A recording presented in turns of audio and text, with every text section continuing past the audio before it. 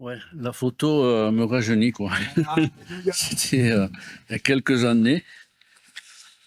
Mais bon, le Seigneur est bon, hein, il est fidèle. Que Dieu soit glorifié. Voilà, très heureux d'être là, hein, vous le savez, avec mon épouse. C'est une joie pour nous de venir sur Castelnaudary, de partager ces cultes avec vous. Et donc, ce matin, quand le frère m'a demandé, tiens, mais le thème, ce sera l'amour de Dieu. Je savais pas que ça allait s'inscrire dans une étude que vous faites. C'est l'amour de Dieu, mais avec en particulier, surtout, arriver à cette finalité, dans cette pensée, c'est Dieu même. Dieu nous aime, mais c'est bien aussi quand je peux dire Dieu m'aime. C'est cet amour manifesté dans notre cœur d'une manière personnelle. C'est à cela que nous voulons réfléchir ce matin. Vous savez que Job dira dans sa fameuse parole, le Rédempteur se lèvera et dit, mes yeux le verront et pas ceux de nôtre. C'est bien que tous les yeux le voient, mais que les miens aussi surtout les voient. Et cette pensée ce matin, c'est celle-ci. Bien, Dieu m'aime, hein, Dieu nous aime. On est dans cette période, ce week-end de la Saint-Sylvestre, alors où tous les couples, hommes et femmes, sont fait des petits cadeaux pour témoigner de leur amour jusqu'à l'an prochain, en espérant que, en croisant les doigts, ça ira bien cette année. Mais nous, on a un amour qui est éternel, qui est fidèle. Alors c'est de cet amour-là que j'aimerais avec vous m'entretenir. Et on va faire une lecture dans 1 Jean chapitre 4, verset 16. C'est uniquement un verset, et puis il y en aura d'autres tout à l'heure. C'est l'apôtre Jean qui dira ceci. Et nous avons connu l'amour que Dieu a pour nous, et nous y avons cru. Dieu est amour, et celui qui demeure dans l'amour demeure en Dieu, et Dieu demeure en lui. Que Dieu soit béni. Alléluia.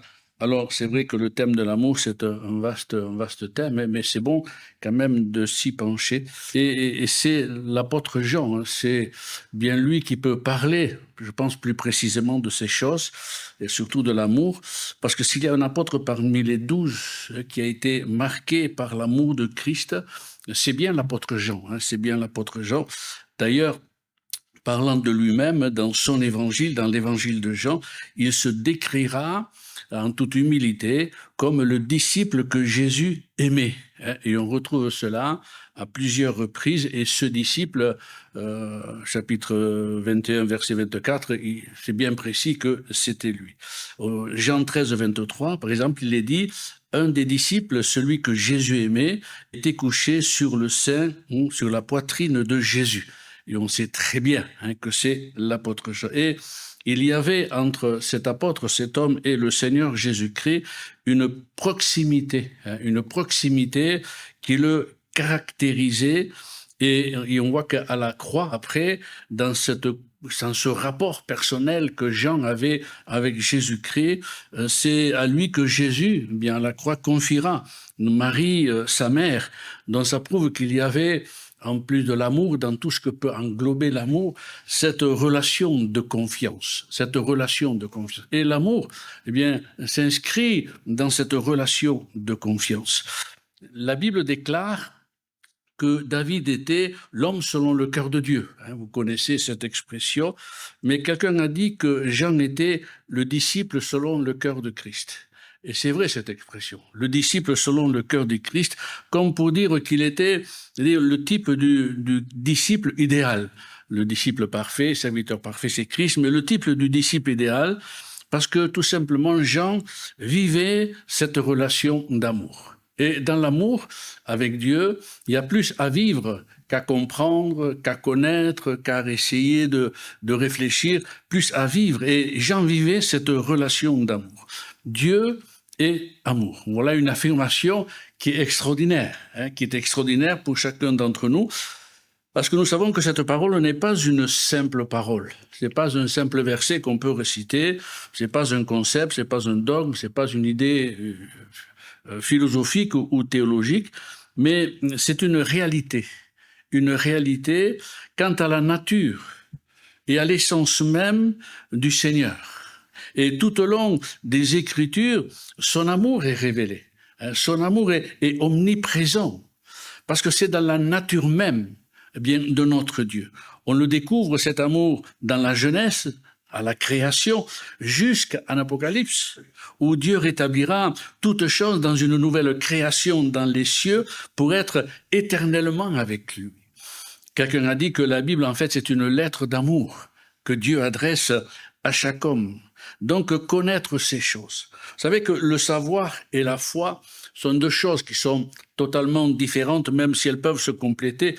Mais le savoir, le pur savoir et la foi, ce sont ce que la nuit est au jour. La nuit est au jour. Et seul quelqu'un qui voit avec ses yeux peut comprendre et en saisir toute la différence entre la nuit et le jour. Et il en est pareil avec le Seigneur et notamment l'amour. La connaissance dont Jean parle ici est celle de la révélation, premièrement, mais aussi celle de l'expérience. Pour avoir été avec Jésus, pour avoir marché avec lui, pour avoir été à l'écoute de sa parole. Et à plusieurs reprises, eh bien, Jean dira ce que nous avons vu et entendu de lui. Pierre aussi, eh bien, reprendra ces paroles comme pour parler en filigrane de cette expérience de la montagne de la transfiguration. Ce que nous avons vu et ce que nous avons entendu. La parole écrite, eh bien, devient alors parole vivante dans notre cœur. Et c'est elle qui nous amène, eh bien, tout simplement, à vivre ces choses du ciel.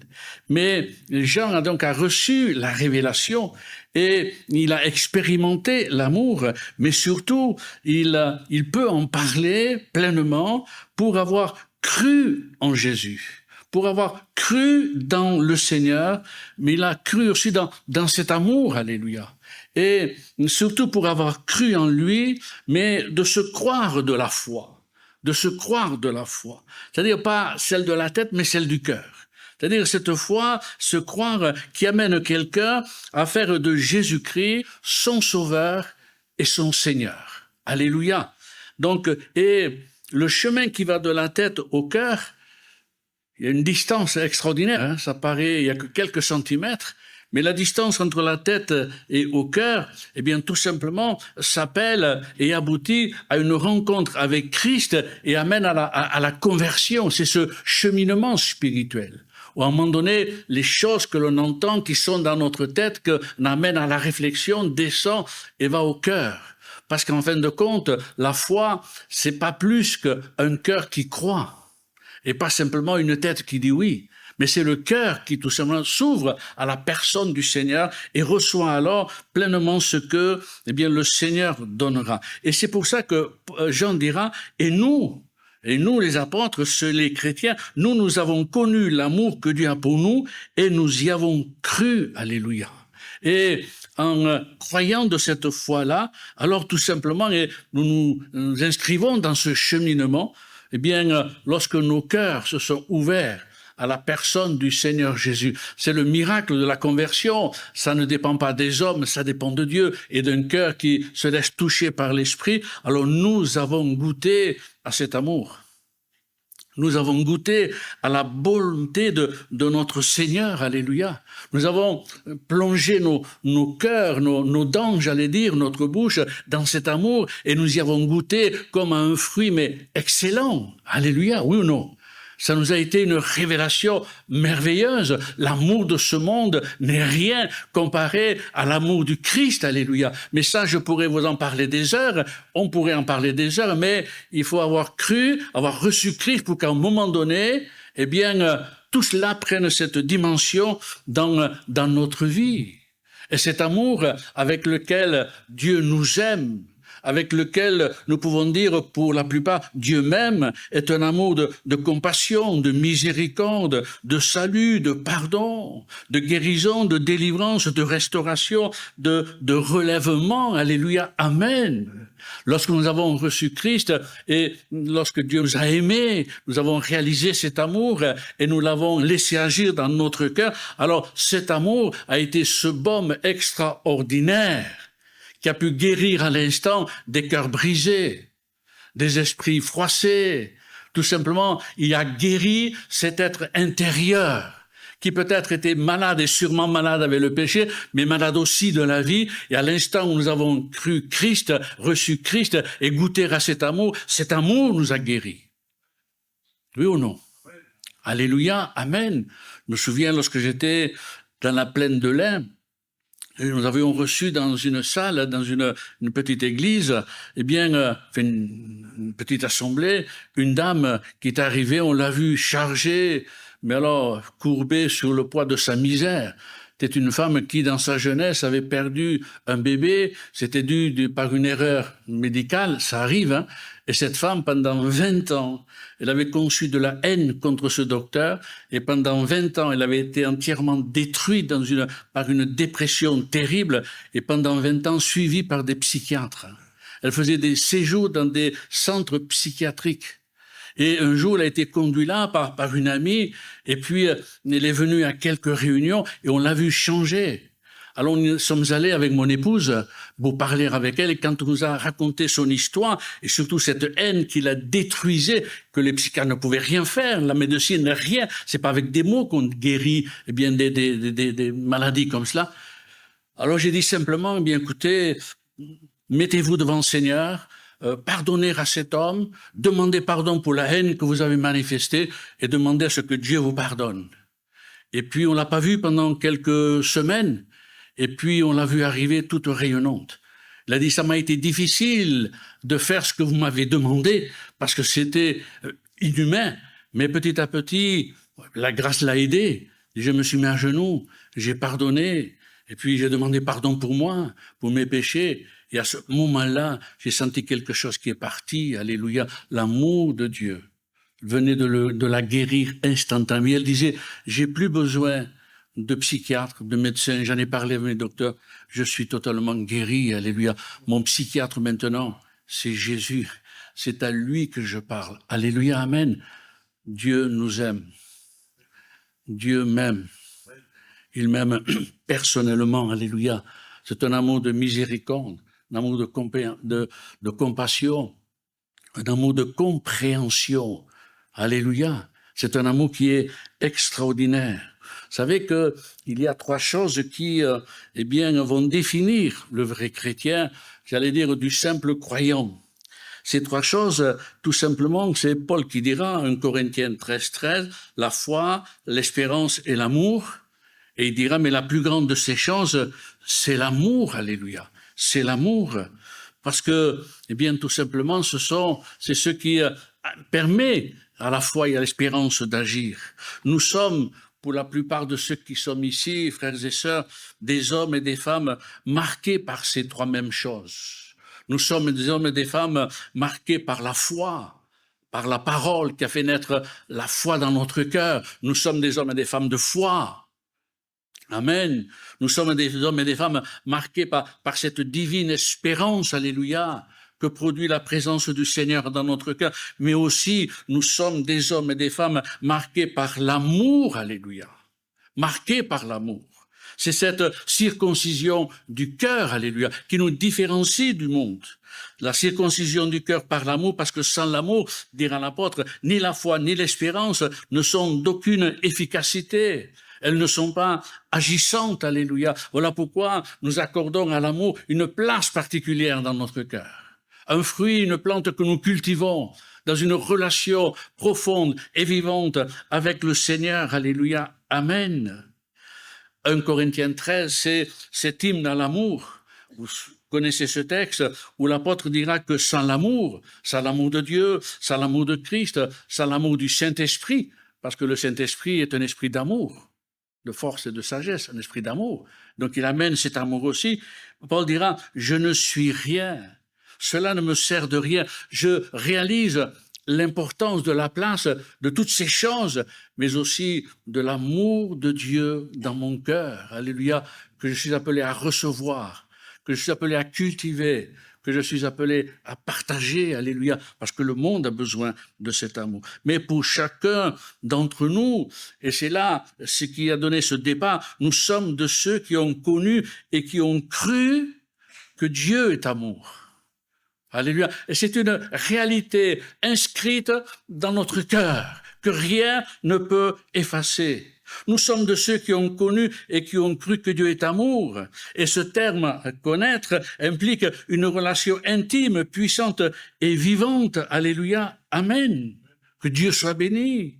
Un amour envers nous qui a commencé dans notre vie, non pas seulement le jour où nous avons connu le Seigneur, où il s'est révélé en nous, mais qui a commencé dans notre vie avant même que nous soyons nés et qui nous a accompagnés jusqu'au jour de notre rencontre avec le Seigneur. Et ça, c'est extraordinaire, de réaliser que dans ces jours où j'étais dans l'ignorance, que j'étais dans le péché, dans le monde, que j'étais peut-être en rébellion avec Dieu, Dieu posait déjà ses regards sur nous. Et c'était des regards d'amour. Et son amour nous a accompagnés. Il nous a gardés de tellement de choses. Oui ou non? Quand on pense à cela, dit, mais on en a reçu la révélation, mais ce jour-là, eh bien, tu as failli mourir, mais c'est moi qui ai accordé une grâce. J'étais là. Amen. L'amour de Dieu, son amour, était autour de nous, on ne s'en rendait pas compte, mais déjà, Dieu m'aimait. Déjà, Dieu nous aimait à chacun. Alléluia. Amen. Et on ne peut que le bénir pour cela. On ne peut que se réjouir de cela. Et quand on sonde les Écritures, on voit tout le travail de Dieu pour nous amener à lui. Ce n'est pas nous qui l'avons choisi, ce n'est pas nous qui l'avons cherché, ce n'est pas nous qui avons fait des efforts. Mais tout cela s'est inscrit dans un plan d'amour, parce que la Bible dit que c'est avec des cordages d'amour que Dieu nous a attirés à lui. Alléluia. Par des circonstances par lesquelles il nous a fait marcher pour que nous puissions le rencontrer. Et la Bible dit que c'est aussi, il a utilisé des cordages humains. C'est avec des cordages humains. Cela veut dire que c'est aussi avec de simples chrétiens, des personnes qu'il aura choisies et qui nous ont amenés à lui par leur témoignage, par leur prière, par leur amour reçu du Seigneur. Ils nous ont conduits, ils nous ont amenés à lui. Alléluia, amen. Certains ont rencontré Jésus parce que, répondant à l'invitation d'une amie ou d'un ami qui lui cassait les pieds, et une fois pour toutes, bon, j'irai à cette église, comme ça, il m'embêtera plus. Et ce jour-là, Dieu l'attendait, et ce jour-là, cet homme, cette femme s'est converti. Combien de témoignages on a entendu comme cela? Une Bible, ceci, cela. Ce sont des hommes et des femmes remplis de son amour, ces enfants que Dieu a placés à la croisée des chemins de nos vies. Fallait-il pas qu'ils nous aiment déjà? Non? Alors que nous étions, comme dit la Bible, si haïssables par nos vies de péché, de misère, mais il nous aimait. Je crois que c'est Danny Moïse qui chantait « Fallait-il qu'il nous aime? Fallait-il qu'il m'aime? Alléluia. Amen. » Et donc on a été amené à le rencontrer, à vivre des expériences d'amour, de guérison, de délivrance, avant même de le connaître pleinement. Mais ce sera à la croix. Alléluia. Ce sera à la croix que le Saint-Esprit a fait résonner dans nos cœurs cette parole du Seigneur. Mais je t'aime, viens à moi. Traduite différemment, de telle ou telle manière. Mais en fin de compte, c'est une parole d'amour, mais je t'aime. Parce que qu'est-ce qui nous a convaincus? Par quel moyen le Saint-Esprit nous a convaincus? Est-ce la peur de la mort? Non. Est-ce la peur de l'enfer? Non, ça a été peut-être moyen. Est-ce ceci? Est-ce là? Non. La Bible nous dit que c'est la bonté de Dieu, la révélation de son amour, qui nous pousse à la repentance, qui nous a menés un jour à fléchir le genou devant lui et à tomber à ses pieds, convaincus de notre misère, mais convaincus de sa grâce. Alléluia. C'est son amour. Au pied de la croix, nous avons pu dire, Seigneur, tu m'aimes. Dieu m'aime. Alléluia. Que Dieu soit béni. À ce moment-là, ça a été comme une lumière qui a éclairé ce lieu obscur de notre cœur. Notre cœur, notre âme, notre esprit a été éclairé et reçu la révélation claire, nette, précise, qui depuis n'est pas estompée par le temps, mais qui est toujours présente. C'est la révélation de son amour. Romains 5, 8. Mais Dieu prouve. C'est une preuve de Dieu. Elle est éternelle. Mais Dieu prouve son amour envers nous en ce que lorsque nous étions encore des pécheurs, Christ est mort pour nous. Waouh! Un jour, Seigneur Jésus, tu es mort pour moi. Fallait-il que tu m'aimes? Seigneur, tu m'aimes d'un amour extraordinaire, alléluia. Et c'est dorénavant son amour qui est l'essence même de notre piété, l'essence même de notre ferveur, l'essence même de notre zèle, l'essence même de notre consécration et de notre attachement à lui, à sa parole, à l'Église, à l'œuvre du salut, aux frères et sœurs, aux âmes perdues, alléluia, amen. Il n'y a pas d'autre motivation. C'est ce que Jésus dira à Pierre. Pierre, m'aimes-tu? Ah, je t'aime comme je peux, bien, paie mes brebis. Il n'y aura pas d'autre motivation que le service, que donner sa vie pour le Seigneur, que par cet amour, alléluia, amen. Tout ce que nous pouvons faire dans notre vie de chrétien ne sera en fait que le témoignage de notre vie lui étant donné, mais de notre amour que nous voulons manifester, parce qu'il nous a aimés, le premier. Voilà pourquoi nous pouvons dire, pour nous, nous l'aimons, parce qu'il nous a aimés, le premier. Alléluia, amen. Il n'y a pas trop d'amen, mais bon, moi je dis amen dans mon cœur, ça me remplit de joie, je bois un coup. Voilà pourquoi nous veillons à garder en nous son amour et à y demeurer. On l'a lu au verset 16. Et celui qui demeure dans l'amour demeure en Dieu et Dieu demeure en lui. Demeurer en lui. Si je demeure dans son amour attaché à Christ, parce que c'est l'amour de Christ, alors, eh bien, Dieu va demeurer en moi. Et son amour aussi demeurera en moi, que Dieu soit béni, alléluia. Dieu et Christ demeurent en lui. Quelle merveilleuse promesse qui alors change tout dans notre vie et change tout dans notre marche avec Dieu. C'est ce qui fait la différence quand Dieu demeure en nous, parce qu'il s'y plaît, parce que, eh bien, son esprit prend plaisir à nos cœurs et à nos vies, alléluia, parce que nous sommes attachés à lui. Dieu demeure en lui. C'est ce qui fait la différence entre le croyant d'une religion chrétienne et le disciple de Jésus-Christ.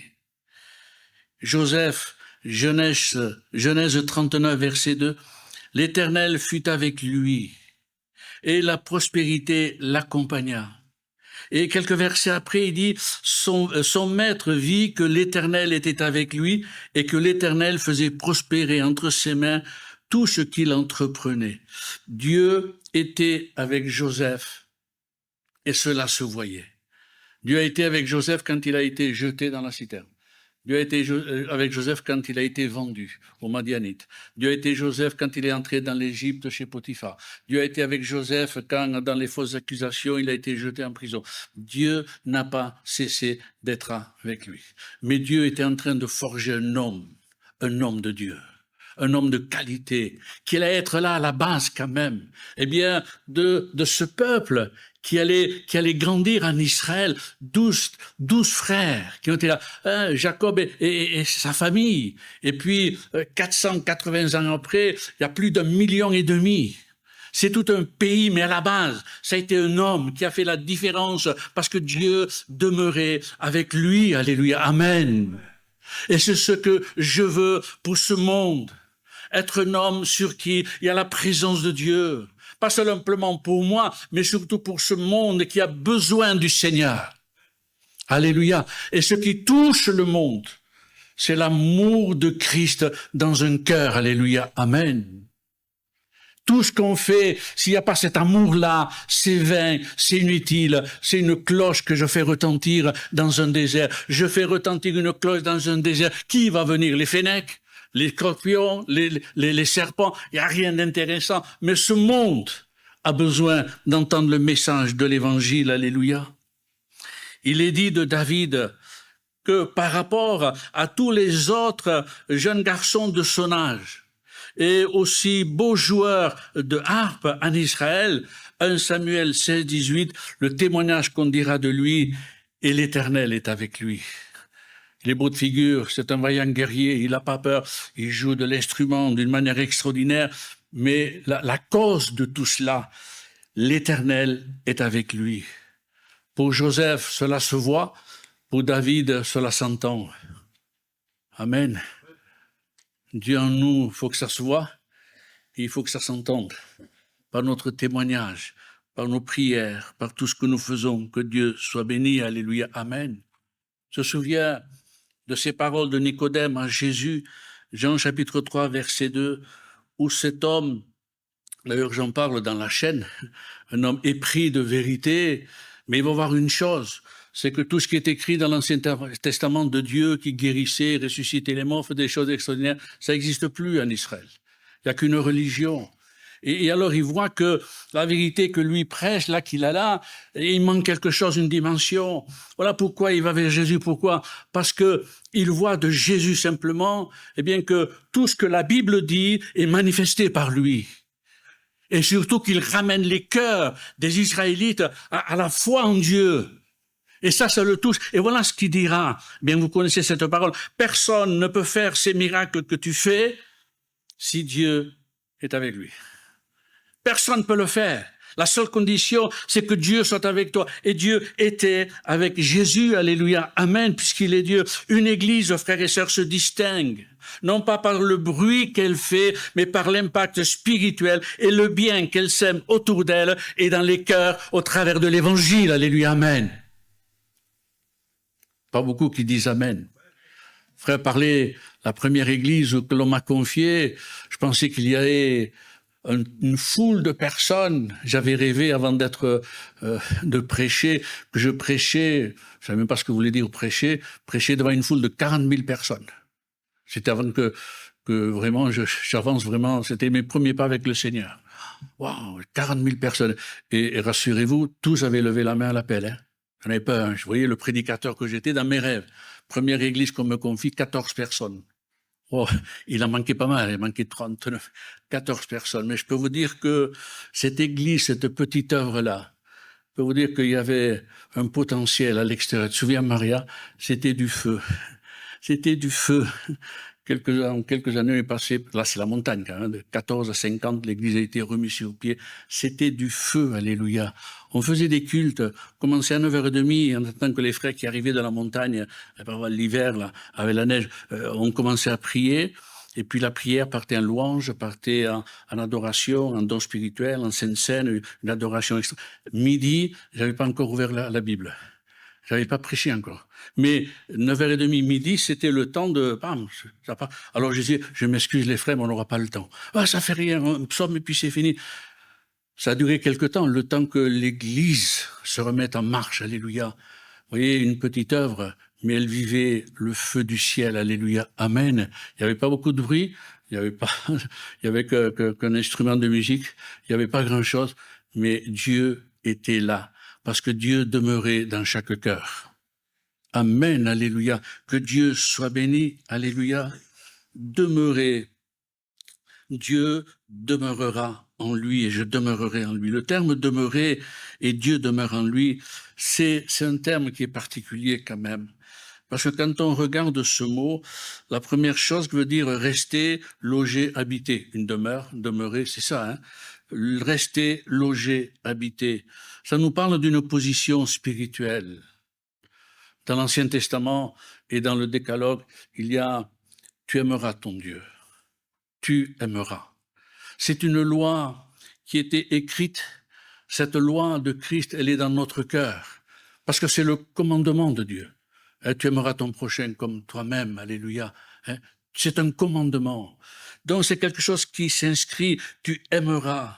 Aimer est le commandement de Christ, mais aimer de son amour, comme je vous ai aimé. Seigneur, tu ne te satisfais pas d'un amour personnel, d'une simple affection ou d'un ceci personnel. Donne-moi ton amour. Je veux me laisser remplir de ton amour. Demeurer veut dire s'arrêter, persévérer. C'est-à-dire dans un état permanent, pas qui varie en fonction des situations, que notre « je t'aime, Seigneur » à la fin de notre vie soit comme celui du premier jour, alléluia. Qu'il ait grandi en intensité, en pureté, mais qu'il soit de la même nature, alléluia, et même plus encore intense, plus ardent, mais de la même nature, cet amour que j'ai reçu. et pas, eh bien, épuré de toutes choses, et pas mélangé au concept personnel. Lorsque c'est le temps de Pierre, d'être l'homme de la Pentecôte, d'être l'homme qui va prêcher à Corneille et qui va faire rentrer les païens dans le salut de Dieu. C'est une révolution parmi les apôtres, même parmi les apôtres. Il a dû rendre compte, Pierre. Mais pour préparer cet homme, que dira Jésus? Pierre, m'aimes-tu? Pierre, m'aimes-tu de mon amour? Et Pierre, là, il comprend que c'est pas tout à fait ça. Oui, je t'aime comme un frère, comme un ami, cet amour fidéo, c'est comme un frère, comme un ami. D'accord, tu m'aimes comme un frère, un ami. La Bible dit qu'il n'y a pas de plus grand amour que de donner sa vie pour ses amis. Est-ce que tu m'aimes de cet amour-là? Non, j'ai beaucoup d'affection.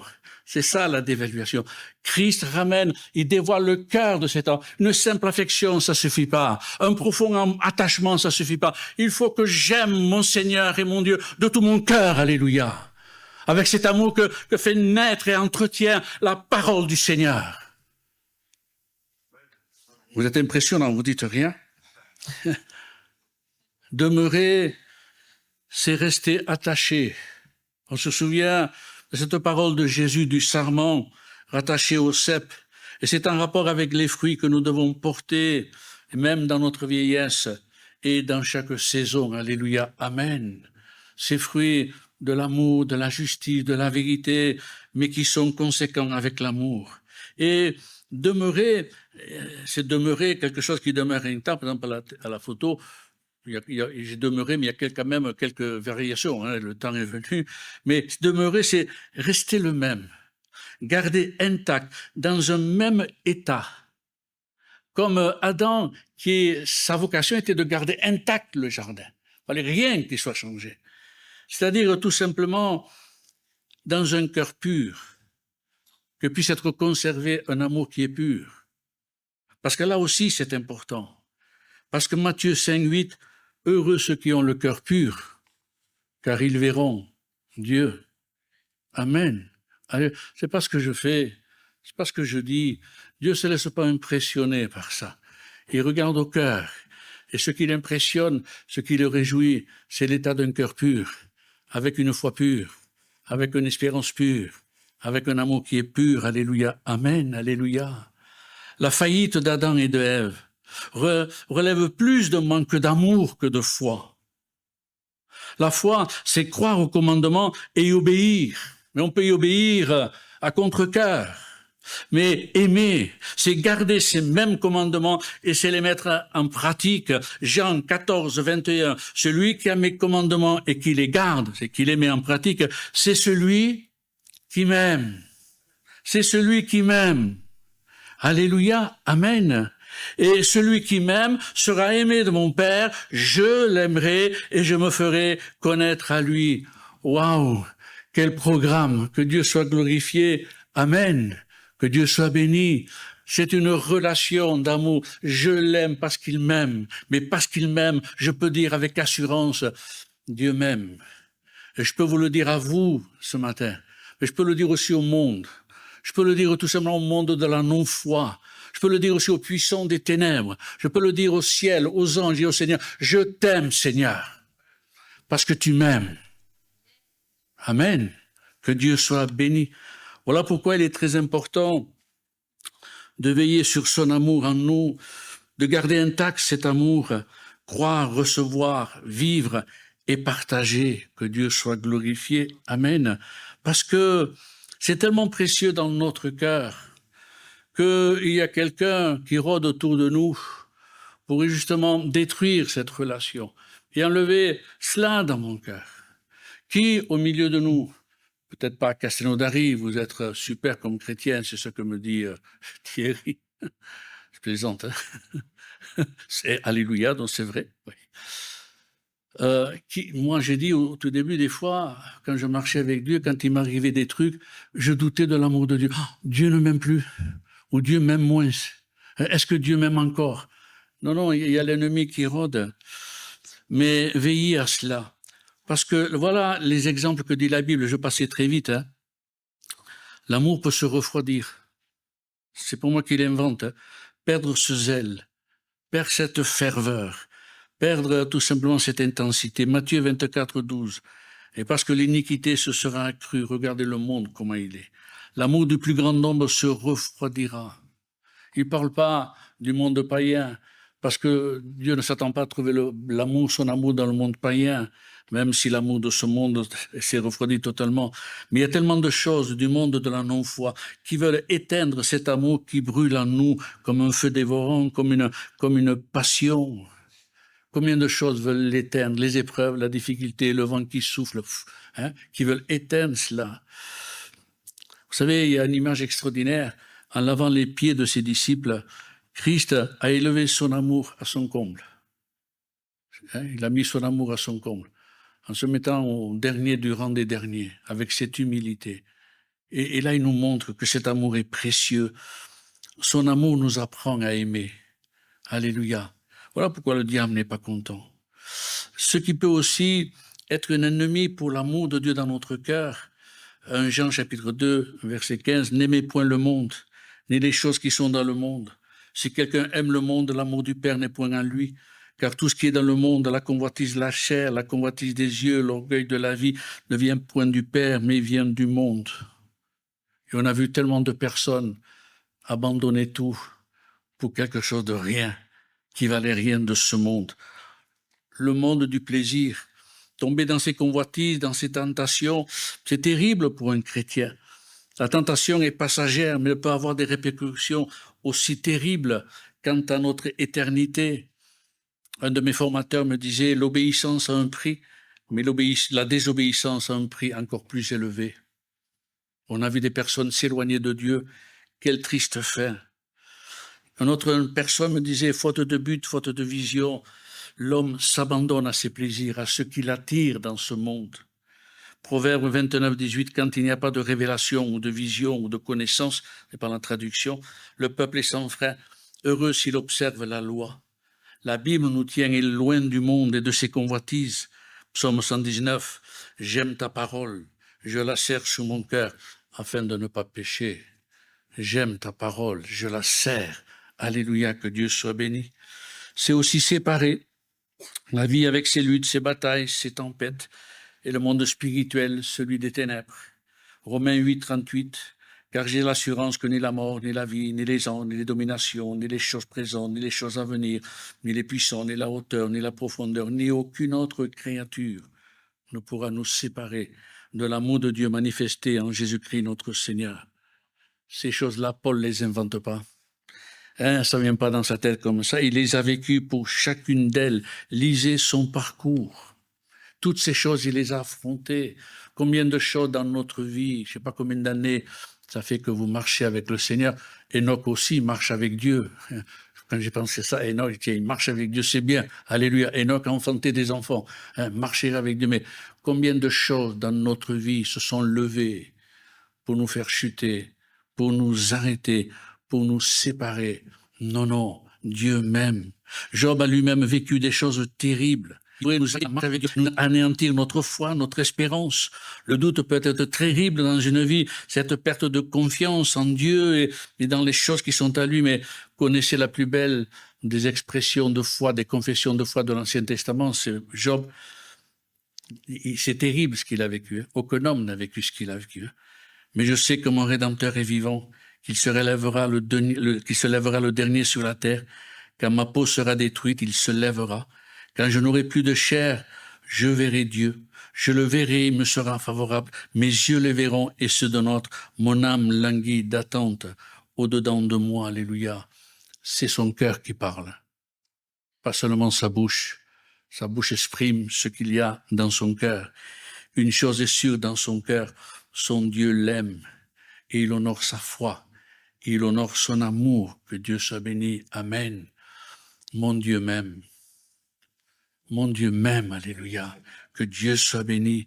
Et enfin, c'est abandonner cet amour. L'église d'Éphèse, Apocalypse 2.4, on est dans une période, pas l'église primitive, mais les apôtres sont disparus. Ceux qui ont connu les apôtres ont disparu. C'est la 3e génération. Et il y a tellement de choses à faire. Il faut gagner le monde. Tellement de luttes, de batailles.